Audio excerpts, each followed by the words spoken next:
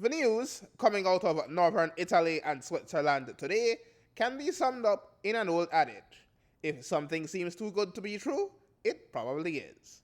Domenico Giannini, one of the leading developers in the Puerto Azul project, a planned 8-star luxury hotel and resort on the northern 2 and Sandbourg Keys at Lighthouse Reef Atoll, has been arrested by financial police in the town of Varese, northern Italy, on suspicion of wide-scale fraud involving over 200 private investors, including such big names as John Travolta and Andrea Bocelli.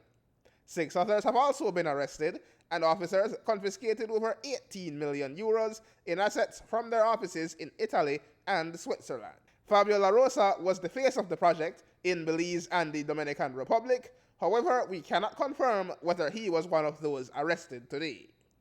The road to the apparent downfall of the project begins at its beginning, the 2014 Cannes Film Festival, where Minister of Tourism Manuel Heredia Jr. and Minister for Investment Erwin Contreras were among a host of Belizean luminaries attending the launch of the project. Speaking 3 weeks later, the tourism minister went after those he said were prematurely slating the project rather than actively consulting with the government. At this point, I believe that even myself, I cannot tell you if the project will be a reality or not. But what I can tell you that even whatever happens at the end of the day, I think that these people have given so much promotion to Belize that it's a win-win thing. Belize is being known. If you look around today, this is one of the best Julys ever in the history of this country. It is because of publicity that the BTB, our stakeholders and people like this that advertise Belize so much, that is making this possible. But let us sit down, consultation, but to be second guessing about what will happen, I think it's premature.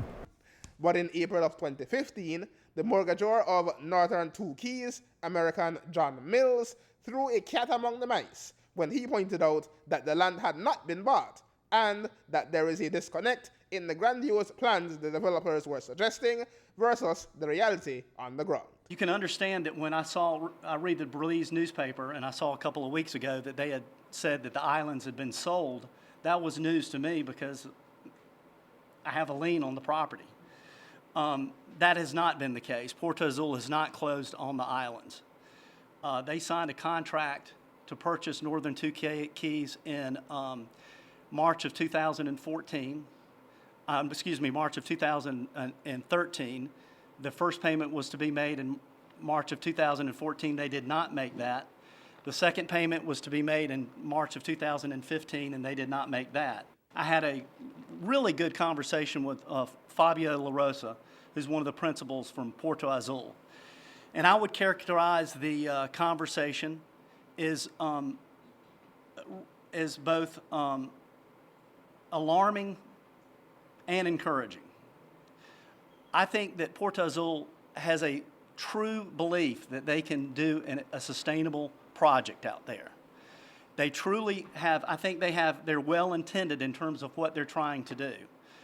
On the other hand, I found it alarming because I think there's a disconnect in terms of what is environmentally feasible and also economically feasible out there versus what they've talked about doing. And 3 months after that, Heredia admitted that the project was pretty much dead in the water. Which brings us to today, a full year and a half later, and the realization that it was all a dream, a pie in the sky that will likely never be fulfilled. Belize Audubon Society is the co-manager of the 2 protected areas in the Lighthouse Reef Atoll, the Blue Hole Natural Monument, and Half Moon Key Wildlife Sanctuary. Its executive director, Amanda Burgos, told News 5 this afternoon that despite an apparent split in the partnership, the developers still seemed to be trying to keep the deception going. We had actually learned early last year that the company, the Puerto Azul company, had actually had a separation of partners. The business partners were actually no longer in business together. So we had figured from then that it wouldn't get off of the ground. And yet we understand that there was still efforts to sell this place in the sense that there was activity and development going on there, that it will be completed as of the end of last year? Well, there had been an Italian finance magazine that I had come across late 2015 actually, where they were proposing and selling condos on the island, and they were proposing that the development should have been done by December 2016. So if that was a sales pitch, as it seemed to have been to me, then they were selling assets and properties that they had never even gotten permission to take off of the ground. And so that may be that. But what has Belize learned?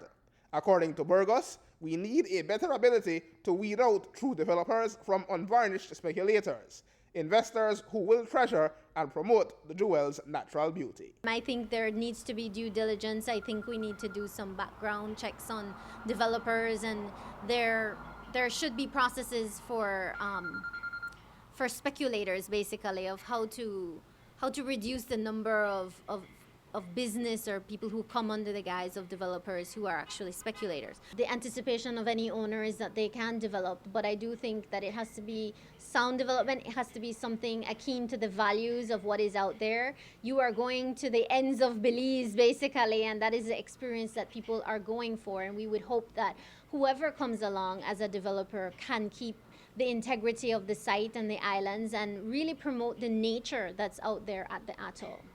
Erwin reporting for News 5.